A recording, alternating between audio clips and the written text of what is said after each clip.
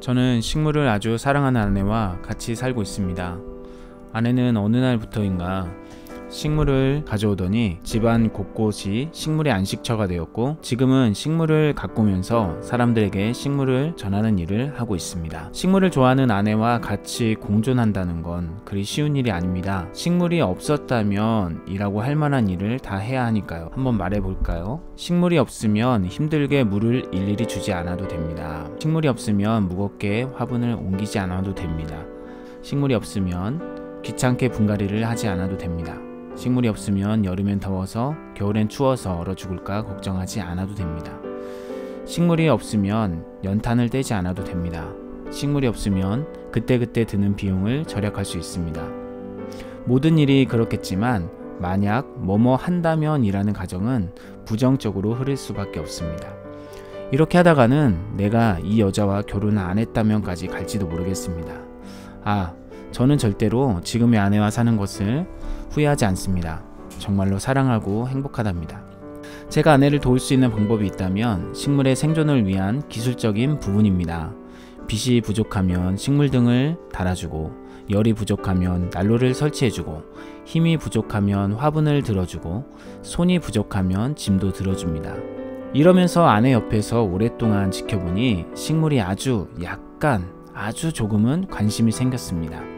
그래서 올해부터 직접 꼼지락거리는 게 있는데, 바로 아내가 버리라고 한 가지를 주워다가 한번 살려보고픈 마음이 들었습니다.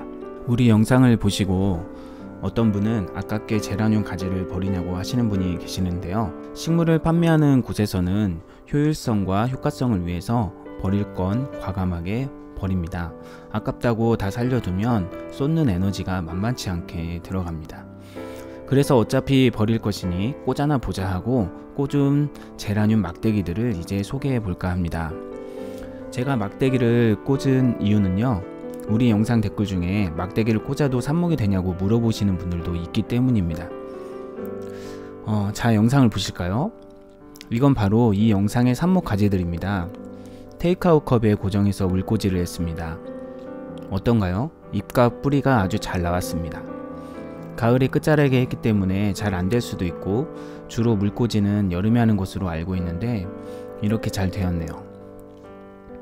제가 더 테스트를 해봐야겠지만 이 물꽂이한 제라늄은 제가 이 상태로 하루 정도 따뜻하게 물을 유지했었거든요. 카페 에스프레소 머신이는 항상 데워지고 있는데요, 테이크아웃 컵에 제라늄을 꽂아서 그 위에 하루 정도 올려놨었습니다.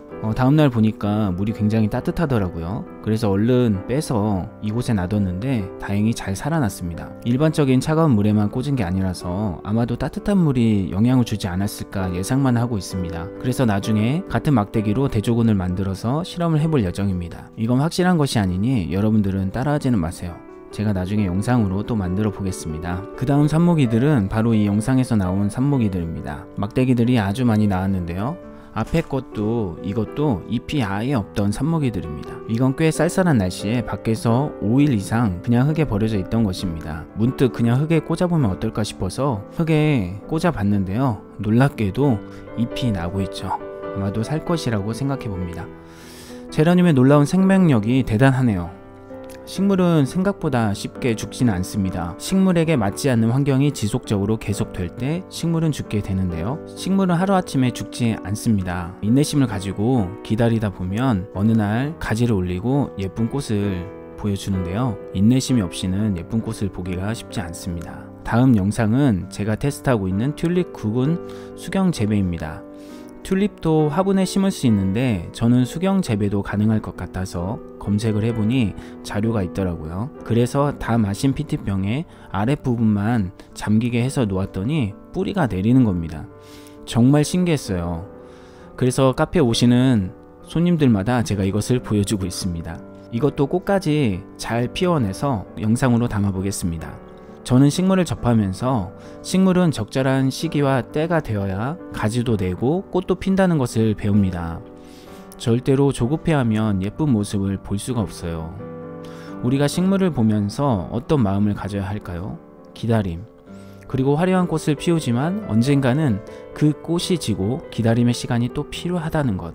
뿌리를 내린 식물은 살아난다는 것. 사람도 식물과 닮았죠. 아이가 자라서 이 세상에 뿌리를 내릴 때까지 부모의 보살핌이 필요합니다. 사람은 성장을 해서 인생의 꽃을 피울 시기가 있고 언젠가는 화려함을 내려놓고 물러서야 할 때가 있습니다. 그리고 인생의 양분을 자녀들에게 내어놓고 땅속으로 들어가는 시기가 있습니다. 식물은 욕심이 없는데 사람은 식물에 욕심을 부리는 것 같습니다. 여러분이 가지고 있는 식물에 행복과 만족감을 느낀다면 당신은 참 행복한 사람입니다. 구독자님들의 행복을 위해서 정원제라도 함께 하겠습니다. 사랑합니다. 늘 행복하세요.